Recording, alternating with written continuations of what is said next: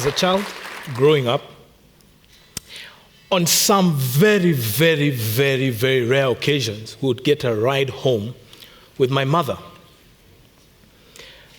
Otherwise, we would be taking public means to school and back. One day, on those rare occasions, I hitched a ride with my mom, but we weren't going straight home. We had to take a detour. You see, my mother was a social worker with the government, and a child had been abandoned, and she had to take this child to Mama Ngina Children's Home in South Sea. And so she had me sit in the back seat of her Volkswagen Beetle and put the baby in my arms, and she drove. The distance from where we were in Westlands to South Sea was not a long distance. I mean, back in the day, there wasn't much traffic. But this short ride seemed so long. Everything was in slow motion. I was holding this child in my arms,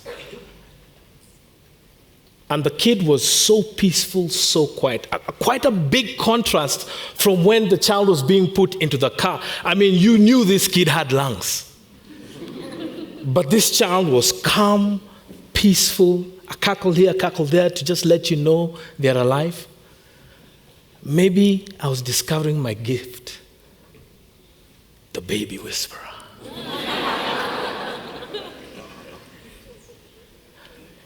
The child was so calm. And even after we were reaching that place, I just sensed there was a connection with this kid and I. I didn't know if he or she, I didn't know if it was a girl or a boy. And even as we handed over the child to the caregivers at Mama Ngina's Children's Home, I felt a connection. In fact, I kept on asking my mother, when are we going back to a children's home? Because she used to take us for those visits once in a while as a social worker. So she used to now, anytime she's going, especially on the weekends when we're off from school or over holidays, I would go. And I'd meet these children, and they were so happy. They were excited, and I was like, I want to be around these happy children. We visited homes of adopted children and adoptive families, prospective adoptive families. My job, my mother said, was to just make friends with the children.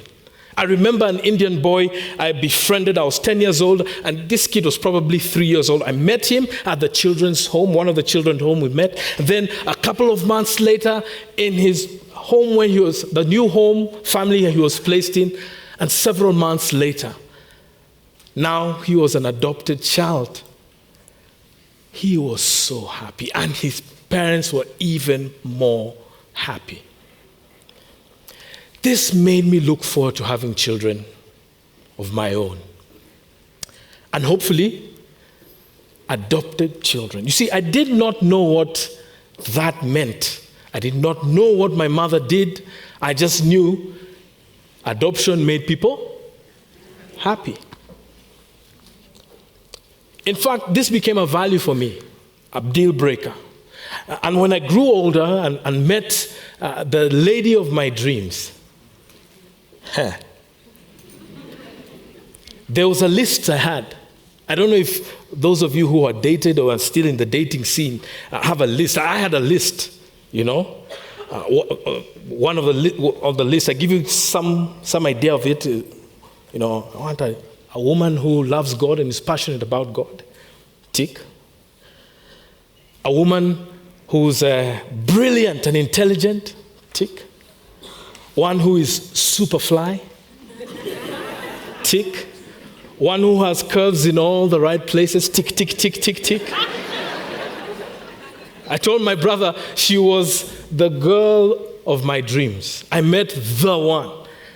And surely to cap that on, when we talked, later getting to know one another, she was also open for adoption. Big tick. We got married. And I don't know if you've heard this, but they say when you get married, time flies, and ours just went fast. And in just about 8 years just blew by us without us just noticing it. We had reached the 4th floor, And the challenges of life had overwhelmed us in one way or the other. You have aging parents, your body begins to show signs of wear and tear on the fourth floor. Your career beginnings start blowing up, opportunities coming. I know the ups and downs of life had us, but something we had all accomplished, there was something we hadn't done. And that's that last tick, the adoption. So I started bringing it up with my wife, my beautiful wife, and suddenly I found resistance. Every time I brought it up, there was resistance, and it was getting me frustrated and more frustrated and more frustrated. I actually was thinking, I had all this list ticked, all of this ticked, but qua ground, different.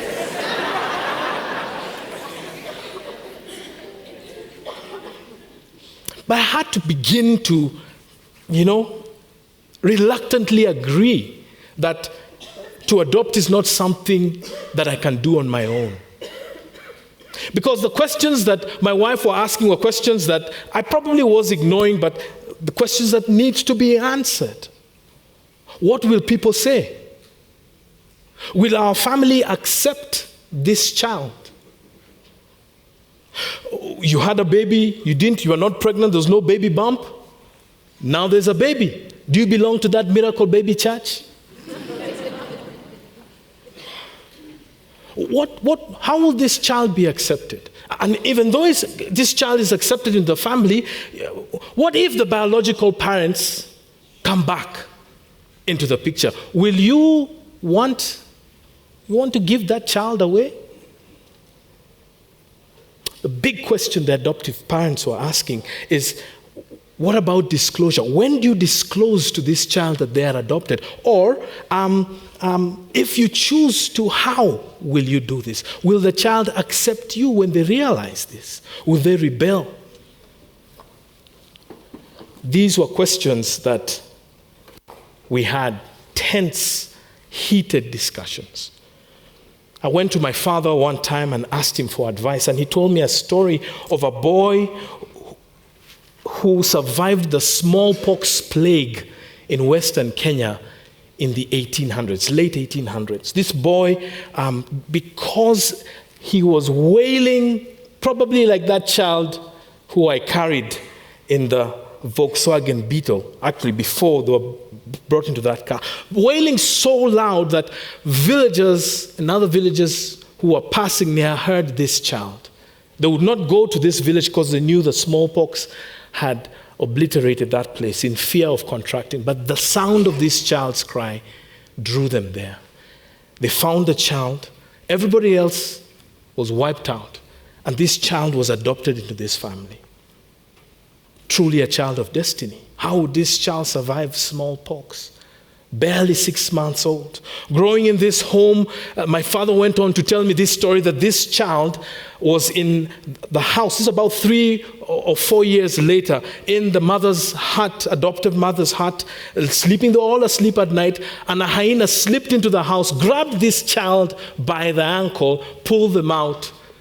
Before everybody could know and realize what had happened, the hyena was gone with the child. It was dark. They did not have the luxury of flashlights those days. So they had to wait for the sun to come up so that they could begin to find the tracks of this hyena, or maybe the drag marks. Time was of the essence. My father went on to tell me as the sun came up, they went on looking for this child and finally found the tracks and went right up till the hyena's den. They didn't find the hyena. And they found the little boy there, alive, just chilling, with a ghastly injury on the leg, but this child was alive. I mean, who would have imagined what would have happened to this kid? And then my father turned and told me, this is the story of my father, your grandfather. What? something just changed there on. That story gave me the impetus to go on and to be patient with my wife, knowing that adoption is a destiny in our family. My wife came around, and we did the process of doing the paperwork. And the day of the adoption came, of meeting the child, rather. As we drove to the children's home, memories of my going to the children's home started coming. I was scared. I was trembling. My palms were sweaty. My knees were weak. My arms were heavy. But outside, I was calm and ready. Did I just quote Eminem?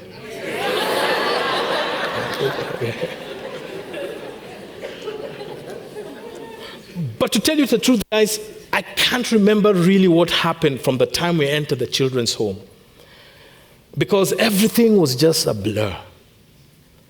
As they were orienting us on the processes of adoption and about the particular child we were going to adopt and all that, I wasn't listening for two reasons. One, I was pressed, I needed to pee. But you just can't leave this. This is a very important meeting. You're just about to meet your child, right? But the other one, I was just anxious. I just wanted to meet this kid. And after the orientation was over and I had my time to go to the toilet and relieve myself, I went and we met the child. Oh.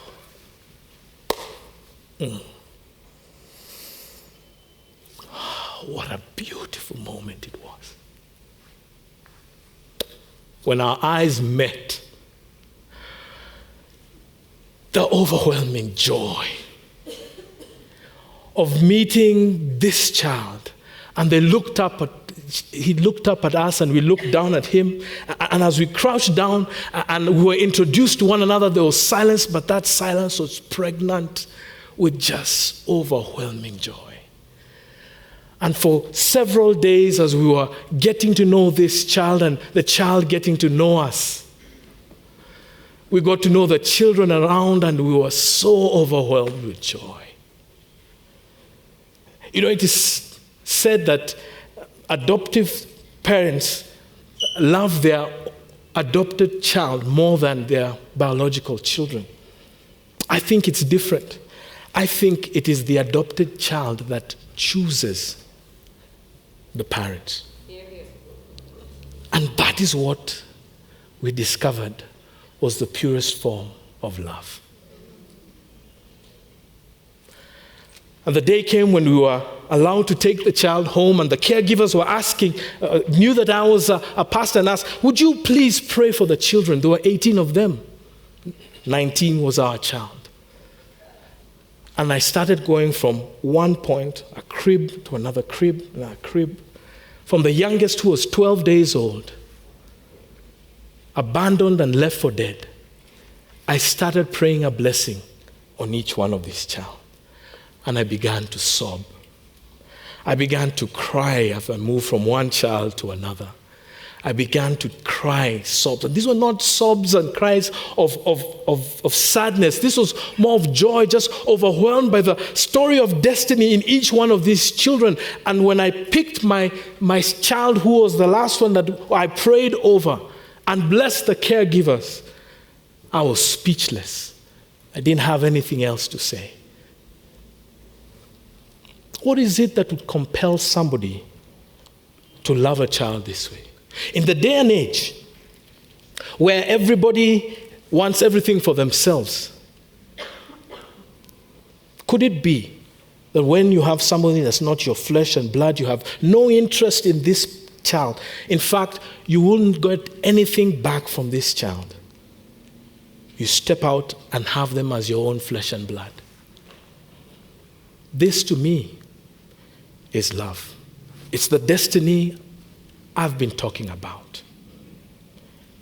And as we walked out of the children's home, I began to recognize this is what that Indian kid back in the day was so happy about. This is what those adoptive children were. This is probably how my great-grandparents felt with my grandfather. This now became my story of destiny. We've done it again. Adopted another child because they have awakened love in our family and in our lives. This is my story of love. Thank you.